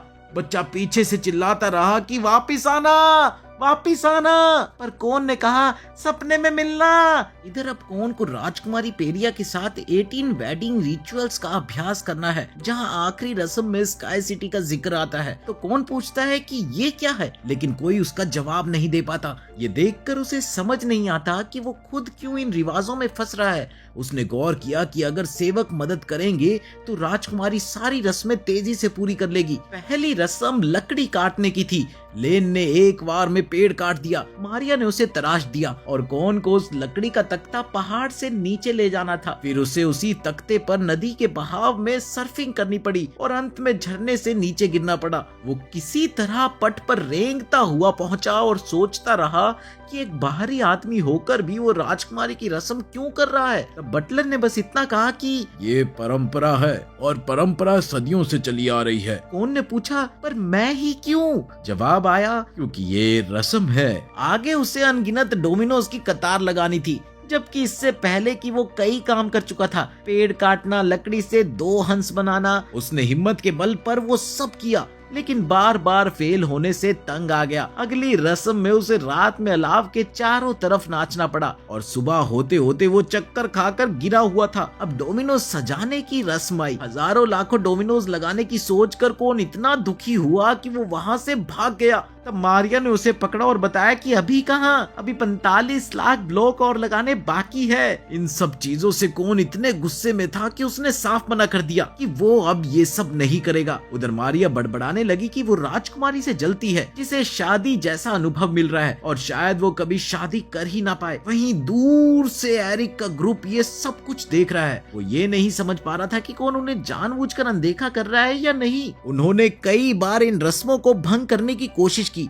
जब कोन नदी में लकड़ी से सर्फिंग कर रहा था तो लाल बालों वाले ने उसे किसी आकर्षक लड़की से ध्यान भटकाकर गिराना चाहा, पर लड़की वहां पर मौजूद न होने पर उन्हें खुद ही लड़की के कैरेक्टर में जाना पड़ा। मगर कोन इतनी तेजी से बहाव में निकला कि उन्हें देखने का वक्त ही नहीं मिला। वहीं जब वो हंस तराश रहा था तो वो गंदे लोग हंस के कॉस्ट्यूम पहनकर उसे परेशान करना चाहते थे, लेकिन फिर भी वो नाकामयाब रहे। अलाव पर नाचने के वक्त तो वो 5 बातों में उलझकर भूल बैठे कि उन्हें कुछ करना था। और इतना ही नहीं, सुबह जब कोन राख से आकृति बना रहा था तो एरिक झल्ला कर खुद ठीक करने लगा। कोन ने एरिक को पहचाना पर उसे चुपचाप मदद करने दी, बस ये सोचकर कि बाद में निपटेंगे। अब डोमिनोज की बारी आई तो एरिक ने कोशिश की कि बाजार के सारे डोमिनोज खरीद ले, पर मंत्री की तरफ से पहले ही भारी ऑर्डर था जिससे दाम बढ़ गए। एरिक के पास कुछ ही सिक्के बचे थे क्योंकि वो अपने उच्च अधिकारियों से अलग हो चुके थे और कोई फंडिंग नहीं मिल रही थी, इसलिए उसके पास पैसे ही नहीं बचे थे। वो चाहते थे कि एरिक की फैमिली से मदद मिले, पर एरिक तो खुद भी कंगाल निकला। अचानक उन्हें एक बूढ़ा आदमी मिला जो डोमिनोज बेच रहा था। दोनों तरफ इस बूढ़े को लेकर खींचातानी होने लगी। हम लेंगे, हम लेंगे, नहीं नहीं नहीं, हम लेंगे। मारिया भी इन्हीं डोमिनोज को खरीदने पहुंची तो सबने मिलकर बूढ़े को इतना खींचा कि उसके हाथ से रेड वाइन की बोतल गिरकर फूट गई। मारिया मुट्ठी भर डोमिनोज के साथ एरिक पर गिरी और दोनों लुढ़क गए। उसी दौरान उन दोनों का हाथ एक दूसरे के डिंग डोंग पर लगा, जिससे एंड में जाकर एरिक का ही फायदा होगा। लास्ट में देखना। कुछ समय बाद आखिरी रस्म शुरू हुई, एक गैंडे के रथ पर भालेबाजी। वहीं पर राजकुमारी पहली बार उस मंत्री से मिली जिसके साथ उसकी शादी होने वाली है, और मारिया रोने लगी। वहीं कौन को ये उम्मीद थी कि इस रस्म से कुछ राज खुलेंगे, पर ऐसा कुछ नहीं हुआ। एरिक ने देखा कि वो शादी रुकाने में नाकामयाब रहे हैं। उन्हें ये समझ नहीं आया कि जिस संगठन से वो जुड़े थे उन्हें क्यों सस्पेंडेड किया, जबकि शादी आराम से होने जा रही है। इधर हरे बालों वाला व्यक्ति सब कुछ पता लगाने के लिए निकला। उसके पीछे लाल बालों वाला भी चला, पर पीले बालों वाले ने रोका कि कहीं वो रास्ते में अय्याशी न करने लगे। वहीं एरिक ने इन्हें अनदेखा कर खुद कौन को ढूंढने का फैसला किया, पर पीले बालों वाला भी उसके पीछे पीछे चल दिया। उधर देर शाम राजकुमारी पेरिया कौन के ग्रुप से मिलने आई और विदा लेते हुए उन्हें धन्यवाद दिया। मारिया ने कहा कि वो उनकी और मदद कर सकती है, पर राजकुमारी ने मना कर दिया कि अब उसे कौन की जरूरत नहीं है। फिर वो मंत्री के कमरे में गई, जहां मंत्री ने अपने कमरे में रखे जानवरों के मॉडल दिखाए। इधर कौन बहुत परेशान था, पर वो कुछ भी नहीं कर सकता था। उधर मंत्री बस राजकुमारी को अजीब पोशाकें पहनाना चाहता था, पर वो कुछ भी नहीं कर सकता था क्योंकि ये राजकुमारी की मर्जी का मामला था। उसे लगा कि अब उसे सचमुच सब कुछ छोड़ देना चाहिए, पर तभी अचानक कमरे के अंदर राजकुमारी का गुस्सा फूट पड़ा और उसके सिर के 3 बाल खड़े हो गए। इससे पूरा कमरा फट गया। खून तुरंत भागा भागा देखने गया तो पाया कि मंत्री पेट के बल पड़ा था और माफी मांग रहा था। मंत्री के गार्ड दौड़ कर आए और उन्होंने सोचा कि कौन ने किसी उच्च अधिकारी की हत्या करने की कोशिश की है। आनंद फानन में सबको राजकुमारी को उठाकर ले जाना पड़ा और कौन छिपकर निकल गया। वहीं दूसरी ओर एरिक झील के पास उदासी में बैठा हुआ था कि कौन का ग्रुप वहां पहुंचा और उससे हालत संभालने को कहा। तभी ऊपर से तीरों की बौछार होने लगी। उसने देखा कि उसे पीले बालों वाला और काले बालों वाला फिर से मिल गए। वो जब गुस्से से बाहर निकला तो उसे मंत्री के हत्यारे का साथी समझा गया। तब एरिक को ये एहसास हुआ कि कौन ने उसे फिर से फंसा दिया। वही कौन का ग्रुप फिर से भाग निकला और कौन ने राजकुमारी से पूछा कि उसने मंत्री को क्यों मारा, तो उसने बहुत सी वजह गिना दी, पर आखिर में बोली कि मंत्री के नाक के बाल लटके हुए थे जिससे उसे चिढ़ आ रही थी। और जैसे तैसे एरिक को भी भागना पड़ा। वो कसम खाता रहा कि वो कौन को कभी माफ नहीं करेगा। उधर विद्रोही खुश थे कि राजकुमारी और मंत्री में टकराव हो गया, अब तो युद्ध पक्का होगा। हरे बालों वाला व्यक्ति विद्रोही की जड़ तलाशते हुए उन्हीं के एलीट सैनिकों के हाथों घिर गया। अब एरिक दूसरी तरफ भाग रहा था और भागते भागते सामने वाले पेड़ पर चढ़कर छिपा हुआ था। कुत्ते उसे खोज रहे थे।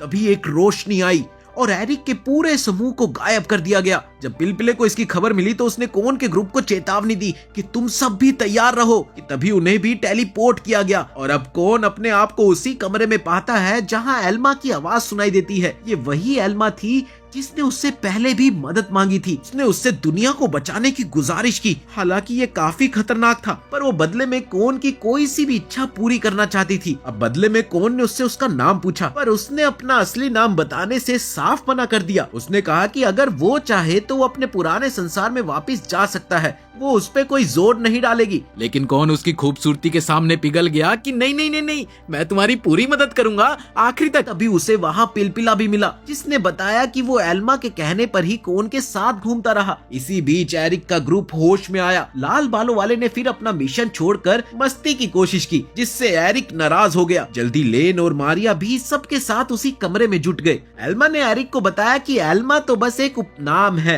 असली नाम मैं नहीं बताऊंगी। एल्मा ने समझाया कि एक प्राचीन कबीला कभी जादू पर राज करता था और उसने आसमान में उड़ते हुए शहर बनाए, लेकिन एक युद्ध से सब नष्ट हो गया। अब फिर से वही युद्ध जैसी स्थिति बन रही है। वहीं हरे बालों वाले आदमी को ये पता चला था कि एक गुप्त संगठन इस युद्ध की साजिश रच रहा है। अब एरिक को हमेशा लगता था कि वो सत्य के पक्ष में है, पर अब उसे पता चला कि वो गलत हाथों में था। इधर एल्मा ने मान लिया कि उसने एक मजबूत योद्धा एरिक को बनाने की कोशिश की थी और दूसरी तरफ कौन को बुलाया था ताकि दो शक्तियां संतुलन बना सके, लेकिन सब कुछ गड़बड़ हो गया। इसीलिए अब वो सबको ताकत देना चाहती है ताकि दुनिया को फिर से शांत कर सके। उसने एरिक को चुना था क्योंकि वो एवरेज से थोड़ा बेहतर था और ये सुनकर एरिक हक्का बक्का रह गया। एल्मा ने बताया कि नीचे भारी संख्या में जादुई हथियार जमा है, सबको अपनी पसंद के हथियार चुन लेने चाहिए। सबने ठीक वैसा ही किया और इधर कोन ने भी अपना हथियार चुन लिया। अब एल्मा ने कोन को बुलाया और उससे पूछा कि क्या वो घर लौटेगा या फिर यहीं रुकेगा। तब आखिर में कोन ने रुकने का फैसला किया। जमीन पर वापिस आकर सबने देखा कि हथियार एक बड़े बॉक्स में है और एक लीवर है जिसे खींचना है। सबने मिलकर वो लीवर खींचना चाहा पर वो लीवर हिला तक नहीं पाए। कोन को याद आया कि पहले तो सिक्के डालने पड़ेंगे। राजकुमारी ने बड़ी रकम डालकर अपनी पसंद के हथियार लिए, बाकी एरिक के ग्रुप के लिए बचे। हरे बालों वाला कुछ कहना चाहता था पर समय खत्म हो गया। यहाँ एरिक अब उलझन में था कि वो किस पक्ष की मदद करे। वहीं दूसरी ओर कोन ने एल्मा को बताया कि वो यहीं रुकेगा और उस पर असली मर्द बनने की बात भी दोहराई। लेकिन जिसे उसकी मदद के लिए भेजा गया वो कोई और नहीं, लेन निकला। इसके बाद एल्मा ने सबको अपनी अपनी जगह टेलीपोर्ट कर दिया और कहा कि अगर कोन को फिर जरूरत पड़े तो वो मोटा चूहा उसे बुला लेगा। अगले दिन कोन का ग्रुप युद्ध स्थल पर पहुँचता है पर उन्हें दुश्मन के बमों से बचने के लिए सर झुकाए चलना पड़ा। वहीं लेन ने ये कभी नहीं सोचा था कि दोनों तरफ की फौजें इतनी बड़ी संख्या में जुट जाएगी। ये देखकर कोन ने सुझाव दिया कि वो मंत्री से जल्दी जाकर बात करे। ये लटके हुए नाक के बाल से राजकुमारी को भड़काना विद्रोहियों की साजिश थी कि तभी मारिया चौंक गई क्योंकि उसे युद्ध में अपने भाई का चेहरा दिखा। वो पीछे हटने लगी। मारिया का मनोबल पूरी तरह से टूट गया। वहीं दूसरी ओर राजकुमारी आगे बढ़कर अपने राज्य के सैनिकों को रोकना चाहती थी पर उसी समय उसका भाई वहां पर प्रकट हुआ और बोला कि ये युद्ध नहीं टल सकता। राजकुमारी भी हिम्मत खो बैठी और सबको पीछे हटना पड़ा। इस दौरान लेन ने कुछ योजना बनाई पर जैसे ही वो आगे बढ़े तो चारों तरफ से घिर गए। लेन को अपना बड़ा भाई दिखा तो उसे भी पीछे हटना पड़ा। अब कोन ने देखा कि उसके तीनों साथी मायूस हो चुके थे क्योंकि वो अपने ही भाई बहनों से नहीं लड़ना चाहते थे। तो उसने डांट कर कहा कि ऐसे मायूस रहेंगे तो विद्रोहियों की चाल जल्दी ही पूरी हो जाएगी। सब एक रेस्टोरेंट में जाकर खाना खाने लगे क्योंकि उन्हें ताकत चाहिए थी। फिर बाहर कोन को एक काली बिल्ली दिखी और वो उसे अपशगुन मानता था। लेन ने बताया कि बरसों पहले एक महान योद्धा हर जंग जीतता था पर सिर्फ इसी तरह के अपशगुन से उसके 800 सैनिक मर गए। उस योद्धा को एक इलाज मिला था पर कोन को इस बात से यकीन नहीं हुआ। लेकिन तभी उसके सिर पर गमला गिरते गिरते बचा। कोन ने पूछा कि इस अपशगुन से कैसे बचा जाता है। पता चला कि श्राप आसानी से टूट जाएगा, बस एक पूरी औरत को उसके हाथों पर पानी डालना था और उसे हाथ धोने थे। लेकिन मारिया सलवार में तलवार लेकर घूम रही थी तो वो पूरी औरत नहीं हुई ना, तो श्राप टूटा नहीं। तभी कहीं से एक विशाल ड्रिल उड़ती हुई कोन की ओर आई। कोन तो बच गया पर इस दौरान उसे पीठ पर जहरीली मकड़ी ने काट लिया और वो वहीं पर बेहोश हो गया। दूसरी तरफ एरिक ने संगठन को कॉल की। उन्होंने उसे इंतजार करने को कहा। इधर एरिक को उन पर भरोसा नहीं रहा। उसने अलग रास्ता अपनाने का फैसला किया। तभी नीले बालों वाला वो आदमी बुरी तरह जख्मी होकर निकला। दरअसल वो एडवांस रोबोट्स की एक फौज से लड़कर आया था, लेकिन उसके मरने से पहले लाल बाल वाले आदमी ने उसे हीलिंग स्पेल से ठीक कर दिया। सबने पूछा कि वो कहाँ था तो उसने झूठ बोला कि वो शराब पी रहा था। पीले बालों वाले को पता था कि वो अपनी एक्स वाइफ के सामने अपने बच्चों की कस्टडी के लिए हाथ पैर जोड़ने गया था, जो उसी की स्कूलमेट थी। तब लाल बालों वाले ने पूछा पीले बालों वाले को उसकी बीवी कैसे जानती है। तो उसने बताया क्योंकि वो ऑल गर्ल्स स्कूल में थी और साथ ही पीले बालों वाले ने ये कबूल किया कि वो असल में लड़की है। और ये सुनकर सभी चौंक गए। इधर कोन को जहर से बचाने के लिए एल्मा ने फिर उसकी मदद की। उसकी बुरी किस्मत दूर करने के लिए एक अनुष्ठान रखा गया। राजकुमारी उसे एक बड़े पानी के मटके में डालेगी। लेन आग जलाएगा और कोन को मटका गिराकर आग बुझानी होगी। इसी बीच जब एल्मा ने देखा कि वक्त कम है तो उसने गोली चलाकर उस मटके को तोड़ दिया। ढिशक्यां! और कोन को लगा कि उसने खुद ऐसा किया है। कोन ने एल्मा से पूछा कि वो स्काई सिटी को कंट्रोल करके नीचे हो रहे युद्ध को क्यों नहीं रोक देती। एल्मा ने कहा कि उनका टेक्नोलॉजी सिस्टम इतना मजबूत नहीं है कि वो पूरे शहर की व्यवस्था संभाल सके। इसके बाद कोन ने उसे हेडफोन और एक फोन दिया, इस उम्मीद में कि वो इसे किसी पवित्र हथियार से मिलाकर कुछ कर पाएगी। राजा की सेना और मंत्री की सेना आमने सामने थी और वो दोनों सेनाएं आपस में लड़ने ही वाली थी। वहीं कोन का ग्रुप बीच में जाकर उन्हें रोकना चाहता था। कोन भागते भागते थक गया पर तभी विद्रोही संगठन के आर्टिफिशियल योद्धा आकर रास्ता रोक लेते हैं। उसने देखा कि उनका कमांडर एक अजीब सी हंसी हंसता है। अब कोन ने उससे पूछा कि तुझे कोई बीमारी है क्या, जो बोलने से पहले हर बार ऐसे हंसता है। कमांडर को ये बात पसंद नहीं आई और वो सैनिकों को लड़ाई का आदेश दे देता है और लड़ाई शुरू हो गई। इधर लेन आगे बढ़ता है जबकि मारिया और राजकुमारी पीछे से कवर फायर करती है। दुश्मनों की बड़ी तादाद और सबका मकसद सिर्फ कोन के ग्रुप को हराना नहीं बल्कि उनको बिजी रखना है ताकि असल युद्ध शुरू हो सके। कुछ देर में और सैनिक आ जाते हैं। ये देखकर कोन का ग्रुप पीछे खिसकने लगता है। तभी एरिक का ग्रुप भी वहां पर पहुंच जाता है, जिसे संगठन छोड़कर वहां आना पड़ा। वो सब मिलकर उन आर्टिफिशियल योद्धाओं और कमांडर को हरा देते हैं। एरिक और कोन आमने सामने होते हैं, पर इस बार वो मान लेते हैं कि युद्ध रोकने के लिए वो साथ में लड़ेंगे। फिर वो दोनों एक कार में बैठकर मैदान की ओर जाते हैं। वहाँ दोनों पक्षों की सेनाएं एक दूसरे पर टूटने ही वाली थी कि कोन बीच में कूदकर रोकने की कोशिश करता है। रुको! वो ऐलान करता है कि वो और उसके साथी प्राचीन कबीले से चुने हुए योद्धा है, पर उसकी इस बात पर कोई यकीन नहीं करता। तब राजकुमारी पेरिया टैंकों पर गोलियां चला देती है। ये देखकर सब दहल जाते हैं। जब मंत्री अब भी नहीं मानता तो कोन एल्मा को बुलाता है। इसके बाद एल्मा पूरा आसमानी शहर ही उन सब के ऊपर ले आती है। दोनों फौजें देखकर घबरा जाती है कि शायद ये लोग असल में भगवानों जैसे हैं। ये सब देखकर वहां मौजूद सारे सैनिक डरकर पीछे हटने लगते हैं, क्योंकि किसी को भी देवताओं से थोड़ी ना लड़ना है। राजा के सैनिक भी आगे बढ़ना चाहते थे, पर भगवानों को देखकर वो भी भाग निकले। वहीं योजना पूरी होने के बाद एरिक की तरफ से एक सुझाव आया कि राजा और मंत्री को कैद करके एक शांति समझौते पर दस्तखत करवाए जाए। इसी बीच विद्रोही संगठन ने देखा कि लड़ाई फेल हो रही है। एरिक ने भी उनका साथ छोड़ दिया, पर वो फिर भी पीछे हटने को तैयार नहीं थे। उन्होंने अपना अंतिम हथियार निकाला, एक राक्षस जो देखने में बहुत खतरनाक था, लेकिन सिर्फ टॉप से। उसका पूरा का पूरा शरीर तो एक स्टफ टॉय जैसा था, फिर भी वो काफी विशाल था। ये देखकर कोन ने एक बार फिर एल्मा को पुकारा, लेकिन एल्मा भी इस राक्षस पर कुछ नहीं कर सकती थी।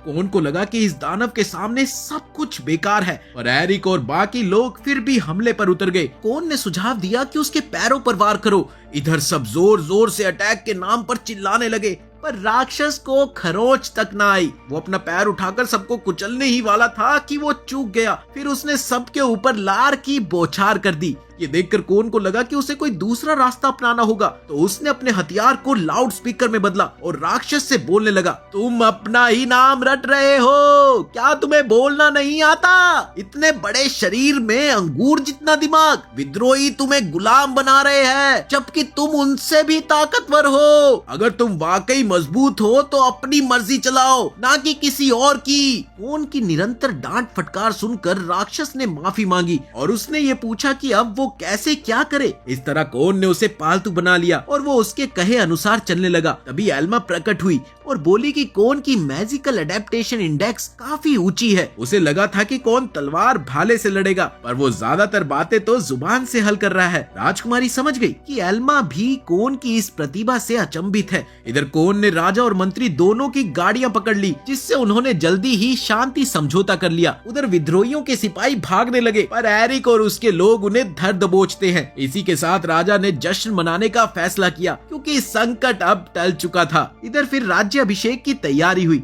पकड़े गए विद्रोहियों के लीडर को उम्र कैद की सजा सुना दी गई। वहीं आर्टिफिशियल सैनिकों को खेती में लगा दिया गया और मुलायम दानव को कोन ने किसी आइलैंड पर भेज दिया। आखिर में कोन और एरिक के ग्रुप के बीच एक अंतिम लड़ाई बची थी। कोन का ग्रुप मदद को लपका, पर एरिक के लोग उन्हें रोककर बोले कि कोन और एरिक आमने सामने लड़े। इधर कहानी में हम आगे देखते हैं कि एरिक की तकनीक अब भी बेहतर थी। वो बदला लेना चाहता था अपने 2 खजूरों का। तभी मारिया ने बीच में बताया कि एरिक ने अपने दोनों अनमोल रतन खो दिए हैं। इस बात को सुन के सब लोग दंग रह गए। मारिया ने बताया कि वो अपना पुराना जेंडर त्यागना चाहती है, इसलिए उसने अपने 2 रतन एरिक को ट्रांसप्लांट करने का फैसला किया। एरिक को लगा कि ये असंभव है, पर एल्मा ने कहा कि वो ये कर सकती है। अब ये सुनकर सभी को हैरानी हुई कि एल्मा ने ऐसी चीजों का अध्ययन क्यों किया, पर किसी को कोई जवाब नहीं मिला। एल्मा ने मारिया के खजूर लेकर एरिक में लगा दिए। इसके साथ ही मारिया ने राहत महसूस की और एरिक को लगा कि अब वो अपनी मंगेतर से शादी कर पाएगा। कौन तो वैसे भी अब लड़ने में इंटरेस्टेड नहीं था, क्योंकि उसे तो एल्मा के साथ सुहागरात मनानी थी, क्योंकि उसने वादा किया था ना कि तुम अगर मेरी मदद करोगे तो मैं भी तुम्हारे लिए कुछ करूंगी।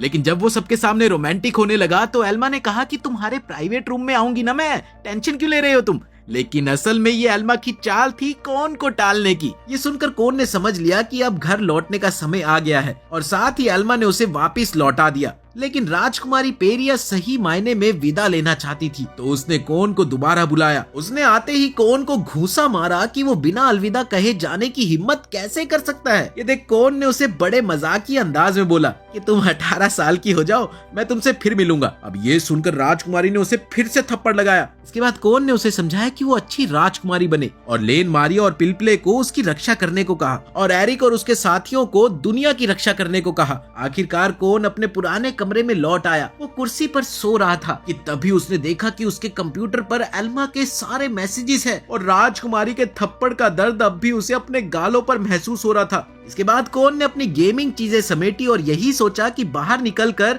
मुझे अब सचमुच बाहर की दुनिया देखनी चाहिए। ऐसे ही मजेदार एनिमे देखने के लिए वीडियो को लाइक कर लो, चैनल को सब्सक्राइब कर लो और मिलते हैं अगली वीडियो में।